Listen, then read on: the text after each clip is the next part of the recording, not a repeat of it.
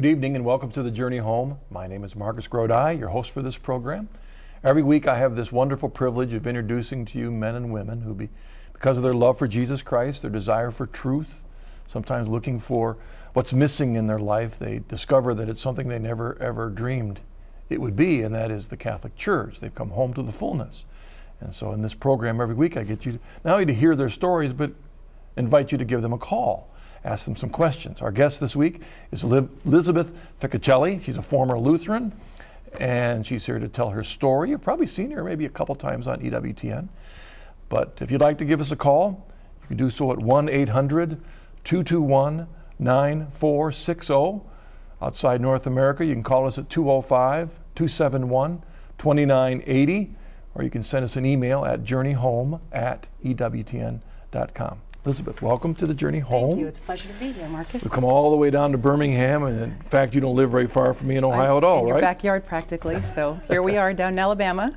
Well, that's good. Same bishop we serve under there and serve our Lord under his guidance. So glad to have you here. And you've been down here before, right? You've been on. I have. This is actually my fourth time on EWTN, so it's very exciting. You've been on the Bookmarks with Doug Keck? Yes, with Johnette Bankovic and with Father Benedict. But this is the first time I'm talking about myself, as opposed to one of my books. So it's different, but exciting. Because in many ways, your journey led to your books, right? Absolutely. Maybe there's a direct connect, and the audience will hear about that and maybe hear even more about your books later. But on the journey home, the first thing that I ask the guest is, help us to know where you came from where it all started. Yeah, because that helps us understand when you eventually thought about the Catholic Church, or what you had to give up or what you had to move away from. So why don't you begin there, Elizabeth? Well, like you, Marcus, I was baptized and confirmed in the Lutheran faith, but probably for me it's more accurate to say that I was raised in a secular environment. My parents were from the Bronx in New York, and when they met there, it was a time when people would stay together. The Italians would live on one block, and the Germans on another, the Jews on another, the Irish on another, and they wouldn't have a lot to do with each other. This was kind of the neighborhoods that my parents were familiar with. My parents were both of German descent. My father was Episcopal, and my mother was Lutheran.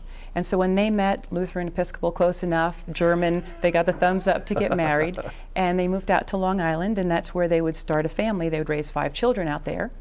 And they decided to attend a Lutheran church, and I don't think it was because either one of them were staunch in their faith. I know my father was an altar server as a boy. I know my mother taught Sunday school as a girl, but I think they did it more for the tradition where you follow the mother's faith.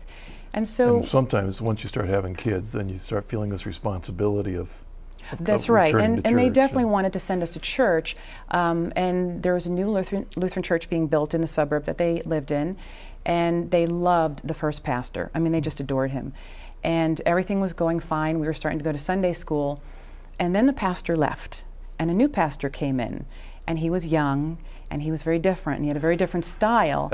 And I'm sure, as you can relate, Marcus, that when you're Protestant, your minister is the whole show. I mean, he is so critical. You really, really want to get along with your minister. At least in the Catholic Church, you may have the good fortune to have more than one priest if you're not fond of one particular priest. But of course, for us, the main show is Jesus in the Eucharist. You know, that's what we go to Mass every day for. And so when this new pastor came in, my parents got very turned off by him. And they stopped going to church. And they put us through Sunday school with the idea we'd get confirmed, and then after that we were on our own. And the reason I say we were raised in a secular environment is that we were really like outsourced going to Sunday school to learn about God, because God wasn't taught in my home. We didn't talk about religion. We didn't pray together as a family. My parents said they prayed, but it was in private. I never saw them pray. There was no religious artwork on the walls, no crosses to indicate we were Christian in any way. We celebrated Christmas and Easter, but it was all about Santa and the Easter Bunny. So it was truly a secular environment. So, and also, like, if something came up in your life, a problem or a struggle or a suffering, the answer given wasn't faith-based. No, faith-based it wasn't. Answers to life. And yet, saying all that, I had a very different experience in my family than anyone else. And I can't explain why, but ever since I was very, very young, I knew with absolute assurity that God existed. And not only did he exist, but he loved me, he knew me intimately, he wanted to be involved in my life. And I talked to him, you know, regularly. You know, I pray every night, and I brought him into things that were going on in my life, but this was not taught to me by my parents. It wasn't taught to me in Sunday school. It was something, just a knowing, a sense of knowing that I had since I was a child. And there were two things that happened to me when I was young, about 8 years old, that had a profound effect on me and really showed me how strongly God was working in my life way back then. And the first incident, there were a lot of problems in our families, like a lot of American families. And there were a lot of times when I was miserable and I would talk to God about my pain and my sorrow. And this one time, I don't even remember the details of what led me to it, but I was pouring my heart out and really praying with the heart, that expression, praying with the heart. I didn't know I was doing that at the time because, again, no one told me how to pray. No one told me, you know, that God would respond in any way. It was just what I did. And I was just brokenhearted, and I was telling God in this particular day, this particular prayer, I wanted out, and not just like out of the family, but I wanted out of this existence, and I wanted to go with Him because I figured that's where joy was and happiness was. So that's what I wanted. And as I'm praying this prayer in my bedroom, I can remember where I was standing and saying these words, and all of a sudden, I heard a voice. And the voice said, I have a special mission for you. And right away, when I heard the word mission, I responded and I thought in my head, do you mean I'm going to be like another Mary? And there was no answer. And this is the entire conversation. And there's so many things that really strike me profoundly. Which, that's an interesting statement, another Mary.